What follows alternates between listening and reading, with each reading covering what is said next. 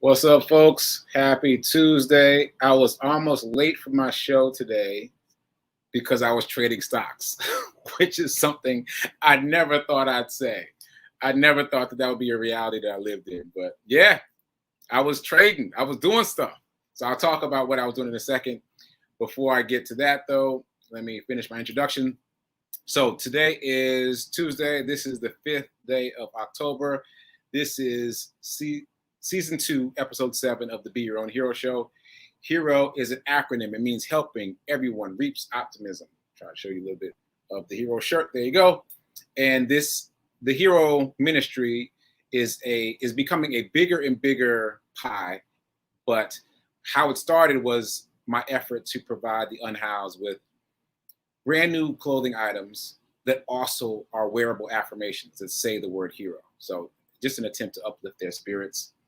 I should do my disclaimer. I am not a certified personal trainer, nor am I a licensed financial advisor. So take what I say with a grain of salt. I'm simply telling you what has worked for me, and in many cases, what has not worked for me.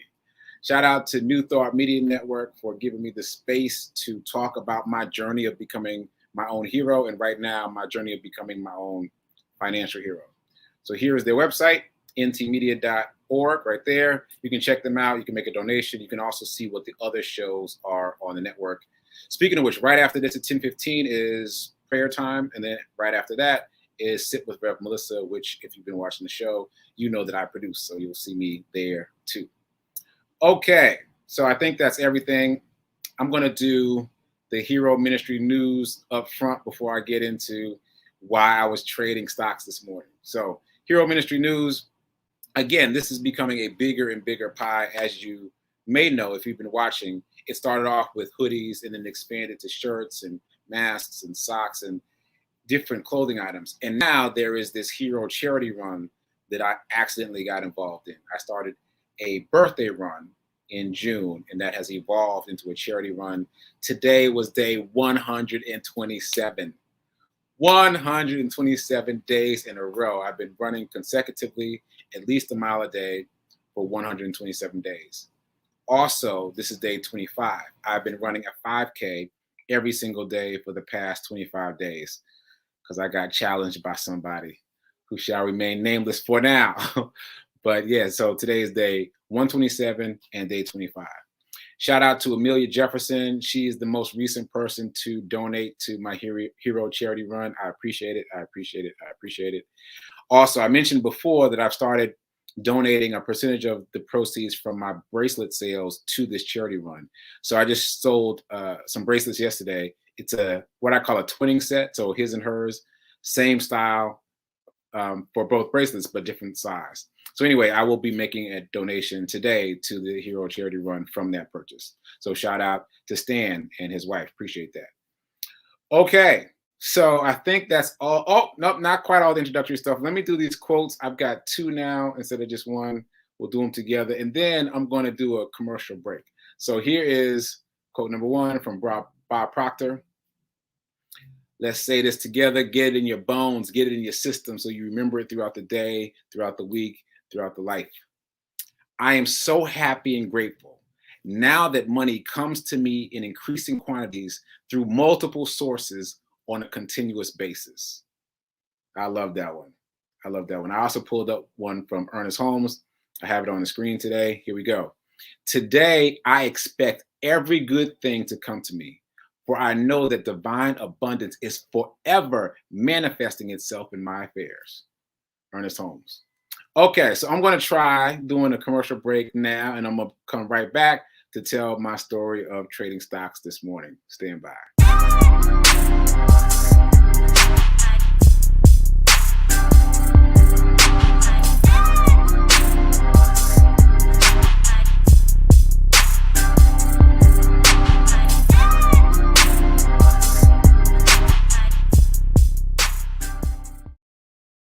Okay, that was the wrong commercial break, but it works. I wanted to do that so I could get in the comments, so I could shout out the people who are here watching me live. So shout out to Gladys, shout out to Rev Mel's mom, shout out to Nan, shout out to Tim.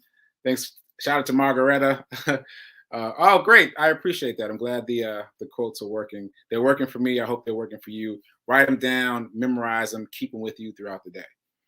Okay, so now that I've done a couple shout outs, folks, I would love to know who has gotten in the game. I want to know who's gotten off the porch, right? So put that in the comments. If you have bought something in the stock market, let me know. I'm going to start telling my story, but just let me know if you're still sitting on the sidelines or if you've gotten involved. I want to know where we are, just a status check. Okay, so why I was in the stock market this morning. Most of you already know that Facebook went down yesterday. Facebook, which owns Instagram and WhatsApp, went down, meaning all three went down. I know for me, I just kept restarting my phone. I was like, oh, well, something must be wrong with my phone. But then I was like, wait, but all three? I did not remember at the time that all three are owned by the same company. But eventually I Googled it. And of course, it was all over the internet. It was all over Twitter. It was all over YouTube. It was all over TikTok. It was all over the available platforms. People were talking about the fact that Facebook was down. And what did I think? I thought mindset. Mindset. Because here in this space, in the Be Your Own Hero show for season 2, we've been talking about financial literacy and spiritual financial literacy and mindset. And my thought was, my immediate thought, I give myself credit for this. My immediate thought was, what should my mindset shift be here? But I couldn't figure it out. I couldn't figure out what the mindset shift was, but I knew that there should be a mindset shift, that I shouldn't be getting caught up in the fact that these things were down and panicking and talking about it the way everyone was. But I couldn't figure out the mindset shift until late in the day, meaning after the stock market had closed. Late in the day, I got a text asking me if I had lost any money on Facebook stock. And I was like, there it is. There it is. There it is. So here's the mindset shift. Never mind what everyone else is upset about. Like, people are going to get upset about things that happen out there in the world. But the important thing is to stay calm, to stay cool, and shift your mindset. So for me, I didn't figure it out until I got that text. But what I figured out when I got that text was, okay, the stock has fallen for Facebook because of the blackout. Okay, blackout is a little extreme, but let's just go with that. Because of the blackout, Facebook stock has fallen. And I remember something that Wall Street Trapper said. He said that if you believe in a company and the stock dips, then it's on sale. It's on sale because you believe it's going to recover, because you believe it's going to go the distance. If you don't believe in the company, then don't worry about it. But if you believe, then it's on sale. Now, I've never owned Facebook stock. So I sat there and thought for a second, do I believe that they're going to recover? Yes, it's Facebook. Do I believe they're going to win? Yes, it's Facebook. And so I was like, okay, so that's the play. The play is, think about Facebook right now as being on sale. It was down 5 percentage points yesterday. So that means it's on sale, 5% off. Think about it like that. You're in a store, this item that you weren't thinking about buying, but you know is a good item, is now on sale 5% off. So I was like, okay, that's what I need to do. I need to get some Facebook stock. But like I said, it was a late text. The market was closed. I was like, okay, what can I do? I can schedule a buy first thing in the morning. So that's what I did. I scheduled a buy of Facebook stock for first thing this morning. Stock market opens at 9:30, which, sidebar, that's another setup. That's another setup. You see how most of the world works from 9 to 5, but the stock market doesn't open till 9:30 and it closes at 4:30. Come on. It's designed to keep itself away from the working man. But let me not go off on a tangent. Let me stay here. Okay. So I scheduled my trade to go through as soon as the market opened at 9:30. And it went through, and then I got in it because I was trying to figure out if I did the right thing.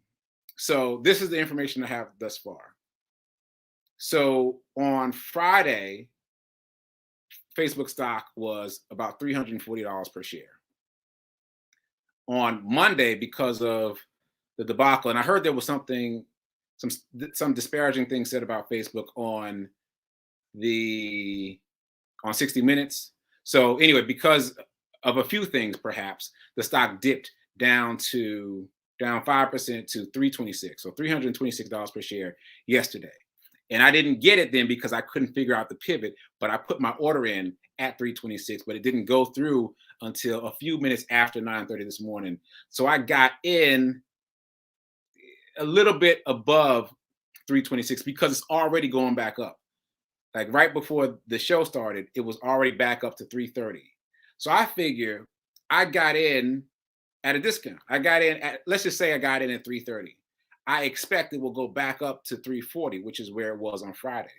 Because over the life of Facebook, it's up 700%. 700%. And over the past year, it's up 27%. That's almost as good as the S&P 500. So that's pretty good. So the way I see it, I got Facebook on sale.